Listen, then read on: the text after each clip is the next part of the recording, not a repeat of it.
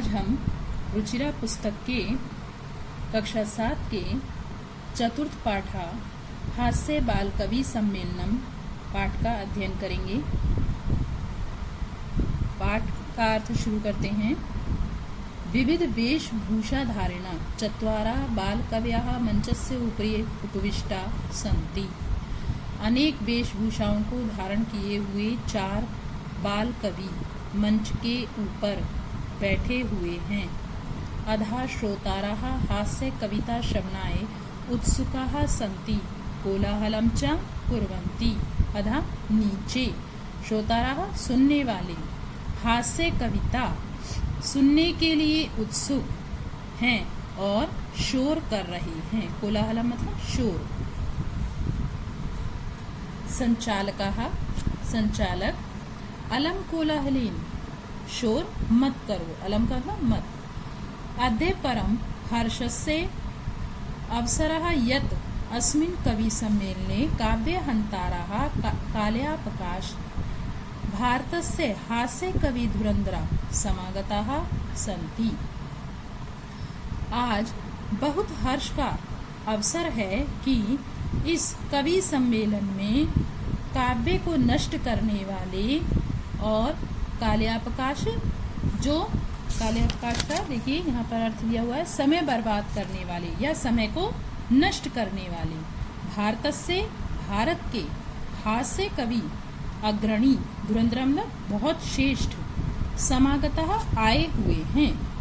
एहि आओ करतल ध्वनिना वयम एतेषां स्वागतम कुर्मः। करतल ध्वनि से या ताली बजाकर हम सब इनका स्वागत करें। गजाधरा पहला कवि है गजाधर। सर्वेभ्यो अरसिकेभ्यो नमो नमः। सभी नीरस लोगों को नमस्कार है। प्रथमं तावत् अहम आधुनिकं वैद्यम उद्दिश्य स्वकीयं काव्यम श्रावयामि। प्रथमम सबसे पहले, तब मैं आधुनिक वैद्य को उद्देश्य करके अपने कविता को सुनाता हूँ। वैद्यराज नमस्तुभ्यं यमराज सहोदरम यमस्तु हारति प्राणात् वैद्यः प्राणान् धनानि च। हे वैद्यराज तुम्हें नमस्कार है।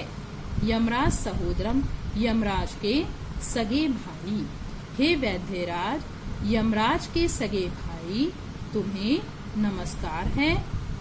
यमस्तु यमराज तो प्राणों को हरता है, किंतु वैद्य प्राणों और धन दोनों को हर लेता है।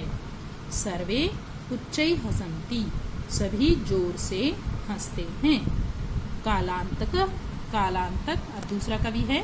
अरे वैद्यास्तु सर्वत्र परंतु नाते मादृशा कुशला जनसंख्या निवारणे। अरे वैद्य तो सब जगह हैं, परंतु नाते मादृशा मेरे जैसा कुशल जनसंख्या निवारण में कुशल नाते नहीं है। ममापि काव्यम इदम शृण्वन्तु भवतः मेरी भी इस कविता को आप सुने। चितां प्रज्वलितां दृष्ट्वा वैद्यो विस्मयागता। न हम गतो न मे भ्राता कस्येदं हस्तलाघवम्। जलती हुई चिता को देखकर वैद्य आश्चर्य में आ गया। ना तो मैं गया न मेरा भाई। कस्येदं यह किसके हाथ की लाघव में सफाई है। सर्वे पुनः हसन्ति सभी फिर से हंसते हैं। तुंदिला तुंदिल अब अगला कवि है तुंदिल। तुंदस्य ऊपरी हस्तम आवर्तयन् तोंद के ऊपर हाथ को घुमाते हुए। तुंदिलो अहम भो ममापि इदम काव्यम श्रूयताम जीवने धारयताम च। मैं तुंदिल हूँ, अरे मेरी भी इस कविता को सुने और जीवन में धारण करें। परान्नम प्राप्य दुर्बुद्धे मां शरीरे दयाम कुरु। परान्नम दुर्लभम लोके शरीराणि पुनः पुनः। हे दुर्बुद्धि दूसरे के अन्न को प्राप्त करके माँ शरीरे दयाम कुरु, शरीर पर दया, माँ का मतलब मत करो। परान्नम दुर्लभम लोके, संसार में दूसरों का अन्न दुर्लभम दुर्लभ है अर्थात कठिनता से प्राप्त होता है। शरीराणि पुनः पुनः, और शरीर बार बार प्राप्त हो जाता है। सर्वे पुनः अट्टहासम कुर्वन्ति, सभी फिर से जोर से हंसते हैं। चार्वाका, अब चार्वाक कवि हैं। आम आम, हाँ हाँ। शरीरस्य पोषणम सर्वथा उचितमेव, शरीर का पालन पोषण करना सब प्रकार से उचित ही है। यदि धनम नास्ति, यदि धन नहीं है, तदा ऋणम कृत्वापि पौष्टिका, तब कर्जा लेकर भी पौष्टिक पदार्थ खाने चाहिए। भोक्तव्य में खाने चाहिए। तथा कथयति, वैसा कहते हैं चार्वाक कवि। चार्वाक कवि वैसा ही कहते हैं। यावत जीवेत सुखम जीवेत, ऋणम कृत्वा घृतम पीवेत, जब तक जियो सुख से जियो। ऋणम में कर्जा करके भी घी को पियो। श्रोता रहा तरहि ऋणस्य प्रत्यर्पणम कथम, फिर कर्जे को कैसे लौटाया जाएगा। चार्वाकः श्वेतां मम अवशिष्टम काव्यम, मेरे बचे हुए कविता को सुने। घृतम पीत्वा श्रमं कृत्वा ऋणम प्रत्यर्पयेत जनाः, घृतम पीत्वा घी को पीकर परिश्रम करके कर्जे को लोगों को लौटाना चाहिए। काव्य पाठ श्रवणेन उत्प्रेरिता एका बालको अपि आशु कवितां रचयति, काव्य पाठ को सुनने से प्रेरित हुआ एक बालक भी, आशु कविता कहते हैं तुरंत रची हुई कविता, तुरंत एक कविता रचता है। और हास्यपूर्वकम च श्राव्यति, और हास्य पूर्वक सुनाता है। बालकः श्वेतां श्वेतां भो ममापि काव्यम, सुने सुने अरे मेरी भी कविता को। गजाधरम कविम च तुंदिलम भोज्ये लोलुपम, कालांतकम तथा वैद्यम चार्वाकम च नमाम्यहम। गजाधर कवि को, भोजन के लालची तुंदिल को, कालांतक कवि को, और वैसे ही वैद्य को तथा चार्वाक को मैं नमस्कार करता हूँ। काव्यम श्रावित्वा हा हा हा हा इति कृत्वा हसति, काव्य कविता को सुनाकर हा हा हा हा ऐसा करके हंसता है। अन्य चापी हसंती, और दूसरे भी हंसते हैं। सर्वे गृहं गच्छन्ति, सभी घर को जाते हैं। अब इस पाठ के शब्दार्थ देख लेते हैं। पहला है अधा नीचे, कोलाहलम शोर, काव्यहंतारम काव्य को नष्ट करने वाले, काल्यापकाः समय बर्बाद करने वाले या नष्ट करने वाले, धुरंधरा अग्रणी या श्रेष्ठ, एहि आए या आइए, करतल ध्वनिना तालियों से, अरसिकेभ्य नीरस जनों को, स्वकीयम अपने, मादृशः मेरे जैसे, हस्तलाघवम हाथ की सफाई, तुंदस्य तोंद के, आवर्तयन फेरता हुआ, धार्यताम धारण करें, परान्नम दूसरों के अन्न को, पराधन अन्नम दीर्घ संधि हुई है, यहाँ आ और आ मिलके परान्नम बन गया है। पौष्टिकः पुष्टि देने वाला, प्रत्यार्पणम प्रतिधन अर्पणम, यहाँ यण संधि हुई है, ई के स्थान पर या हो गया है तो प्रत्यार्पणम बना है। प्रत्यार्पण का मतलब है लौटाना। अवशिष्टम बचा हुआ या शेष। उत्प्रेरिताः प्रेरित होकर। श्राव्यति सुनाता है। भोज्ये लोलुपम खाना लोभी या लालची। अब अभ्यास कार्य देखते हैं। पहला प्रश्न है उच्चारणम कुरुत, इनको केवल आपको उच्चारण करना है। ऊपरी, अधा, उच्चै, नीचै, बहि, अलम, कदापि, अन्तः पुनः कुत्र कदा एकदा। प्रश्न नंबर 2 मंजुषातः अव्ययपदानि चित्वा वाक्यानि पूरयत। अब ये मंजुषा दी हुई है आपको, इस मंजुषा से आपको अव्यय पदों को चुनकर वाक्य पूरे करने हैं। पहला है वृक्षस्य खगाः वसन्ति। वृक्ष के पक्षी रहते हैं कहाँ? ऊपरी। यहाँ पे ऊपरी अव्यय भरा जाएगा, वृक्ष के ऊपर पक्षी रहते हैं। विवादेन, विवादेन यानी कि झगड़ा, और यहाँ पे अव्यय भरेंगे अलम, झगड़ा मत करो। वर्षा काले गृहात् मा गच्छ। वर्षा ऋतु में घर से मत जाओ। कहाँ मत जाओ? बहि। बहि का मतलब बाहर। तो वर्षा काले गृहात् बहि मा गच्छ।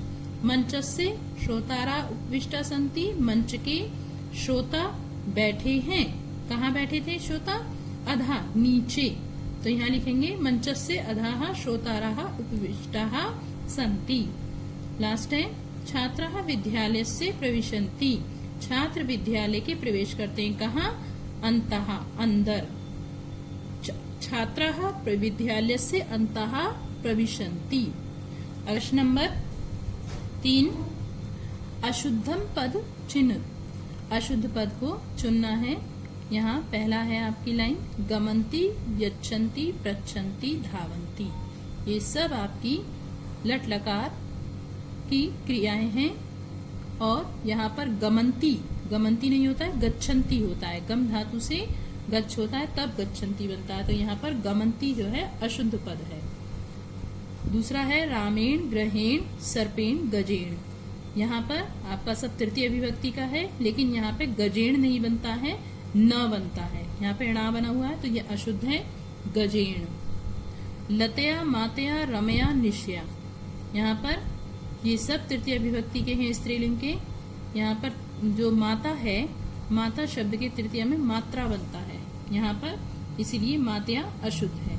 लते, रमे, माते, प्रिय। लते, रमे, प्रिय, ये सब आपके द्वितीय विभक्ति और प्रथमा विभक्ति द्विवचन के रूप हैं। जबकि यहाँ पर ये माते द्वितीय विभक्ति और प्रथमा विभक्ति में इसका रूप ये नहीं बनता है, मात्रौ बनता है। तो यहाँ पर ये माते अशुद्ध है। लिखती, गर्जती, फलती, सेवती। यहाँ पर ये सब लिखती, गर्जती, सेवती, ये सब आपके लटलकार के रूप हैं। और फलती, फल जो है नपुंसक लिंग का रूप है, शब्द रूप है। ये सब क्रियाएं हैं, ये शब्द रूप है। तो यहाँ पर फलती नहीं आएगा, फलती अशुद्ध है, फलानी होता है। फलम, फले, फलानी, ऐसे रूप बनता है। तो फलती अशुद्ध रूप है। प्रश्न नंबर 4 मंजुषातः समानार्थक पदानि चित्वा लिखत। मंजुषा से समानार्थक पद चुनकर लिखने। जैसे आप हिंदी में पर्यायवाची पढ़ते हैं, ऐसे ही ये आपके पर्यायवाची दिए हुए हैं। प्राप्य, प्राप्य का मतलब होता है प्राप्त करके, तो इसका समानार्थक होगा लब्ध्वा का मतलब भी होता है प्राप्त करके। तो समानार्थक शब्द हमने लिखा लब्ध्वा। कुशलः, कुशल, तो दक्षः, इसका दक्षा, इसका मतलब भी कुशल होता है, दक्षा प्रयोग करेंगे यहाँ। हर्षस्य यानी प्रसन्नता, तो प्रसन्नता यहाँ लिख दिया। देहस्य, देहस्य यानी शरीर, तो शरीरस्य लिख दिया। वैद्यम, वैद्य और चिकित्सक एक ही बात होती है दोनों, तो चिकित्सकम लिख दिया। तो ये इसके समानार्थक शब्द हो गए। प्रश्न नंबर 5 अधोलिखितानां प्रश्नानां उत्तराणि एक पदेन लिखत। नीचे लिखे हुए प्रश्नों के उत्तर एक पद में लिखे, वन वर्ड में लिखना है। मंचे कति बालकव्याः उपविष्टा सन्ति। मंच पर कितने बाल कवि बैठे हुए थे? चत्वारः। इसका आंसर लिखेंगे आप चत्वारः।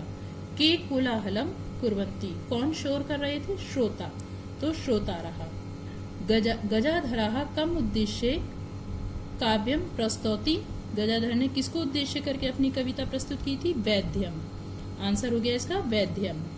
अगला है तुंदिला कस्य ऊपरी हस्तम आवर्तयति। तुंदिल किसके ऊपर हाथ अपना हाथ घुमा रहा था? तो वो तुंदस्य यानी अपनी तूंद के ऊपर घुमा रहा था, तो तुंदस्य इसका वन वर्ड में आंसर आ जाएगा। लोके पुनः पुनः कानि भवंती। संसार में बार बार कौन होते हैं? शरीर, शरीर उत्पन्न होते हैं, तो यहाँ पर इसका आंसर है शरीराणि। किम कृत्वा घृतम पिबेत। क्या करके घी पीना चाहिए? ऋणम। इसका आंसर है ऋण करके, यानी ऋणम कृत्वा घृतम पिबेत। तो 1 वर्ड में आंसर आएगा ऋणम। प्रश्न नंबर 6, मंजुषातः पदानि चित्वा कथायाः पूर्तिं कुरु। मंजुषा से पदों को चुनकर कथा की पूर्ति करें। ये कहानी दी हुई है बंदर और एक राजा की। तो यहाँ पर मंजुषा में आपको शब्द दिए हुए हैं, इन पर मैंने इसी कथा को पूरी करने के क्रम के अनुसार नंबर डाल दिए हैं और यहाँ भी लिखे हैं। तो इसे देख लेते हैं। पूरा एकस्य नृपस्य एका प्रिया वानरा आसीत्। प्राचीन, इसकी आपको अर्थ नहीं करना है, लेकिन केवल अर्थ इसलिए बताया जा रहा है जिससे कि आपको इस कथा को समझने में सहायता मिले। प्राचीन समय में एक राजा का एक प्रिय वानर था। एकदा नृपा सुप्ता आसीत्। एक बार राजा सो रहा था। वानरः व्यजनेन, व्यजनेन कहते हैं पंखा। वानरः व्यजनेन तम अभिजयत। बंदर पंखे से उसकी हवा कर रहा था। तदैव एका मक्षिका नृपस्य नासिकायाम उपाविशत। यद्यपि, तदैव तभी एक मक्खी राजा की नाक के ऊपर बैठ गई। यद्यपि वानरः बारंबारम व्यजनेन ताम निवारयति स्म। यद्यपि बंदर बार बार पंखे से उसको हटा रहा था, तथापि सा पुनः पुनः नृपस्य नासिकायामेव उपविशति स्म। फिर भी वह बार बार राजा की नाक के ऊपर ही बैठ रही थी। अन्ते सह मक्षिकाम हंतुम खड्गेन प्रहारम अकरोत्। अंत में उसने मक्खी को मारने के लिए तलवार से प्रहार किया।